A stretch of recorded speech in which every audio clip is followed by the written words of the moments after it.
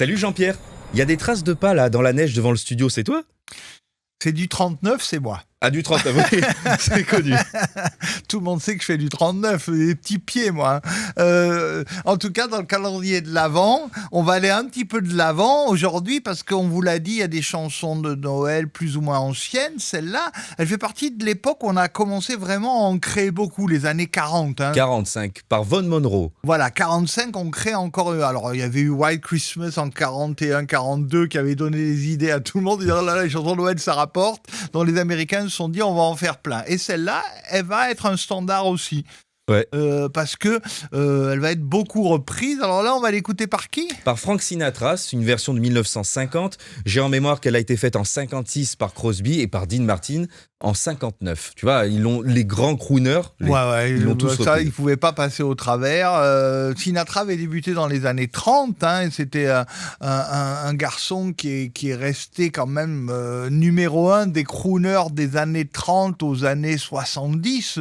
On se rappelle qu'il avait repris le fameux Comme d'habitude de Clo-Clo. My Way, bien sûr. Que Paul Anka lui avait ramené, mais c'est Sinatra qui l'a classé et qui a vendu beaucoup de disques.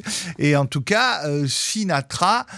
En France, on n'a jamais mesuré ce qu'il a été. Même Aznavour avait fait un duo avec lui sur l'album début des années Duet. 90. 93. 93. Ouais. J'avais été même à la conférence de presse où ils avaient présenté ce Duet, cet album duo où il y avait Bono avec Sinatra et notre Aznavour national qui s'était mis sur le coup. Quand même, c'était pas facile. Il y avait que des stars mondiales et Aznavour avait été dans cet album. Et tu savais que cette chanson, elle a été écrite en plein été, il paraît.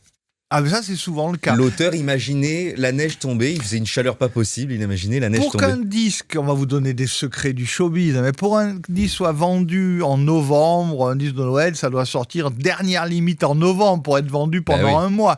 Donc il fallait forcément le presser dans les usines où on pressait les vinyles. Il fallait du temps, il fallait 3 semaines, un mois à l'époque, faire une jolie pochette et tout ça. Donc enregistrement en septembre-octobre, et donc souvent on s'y prenait au mois d'août. En plein été. Voilà, pour l'écrire en disant il faut préparer Noël.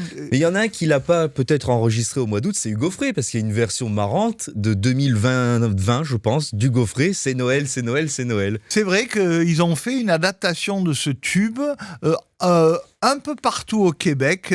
Marie-Hélène Thibert, plein de Québécois l'avaient faite. Même un Québécois, Fernand Gignac, dans les années 60, qui était une sorte de yéyé du Québec. Et Hugo Frey a été un des premiers Français du territoire français à l'enregistrer, mais comme tu l'as dit, super tard, dans un de ses derniers albums. Là, on va s'écouter et on va regarder le clip sur Mélodie Télé, la version de Frank Sinatra. Ah ouais. On vous encourage à découvrir celle d'Hugo Frey. Ouais, elle est pas mal d'ailleurs. Elle est marrante, elle est sympa. Et Let It Snow, nous on se dit à demain, Jean-Pierre. Alors pourvu qu'il neige et qu'on voit ton 38 dans la neige. Oui.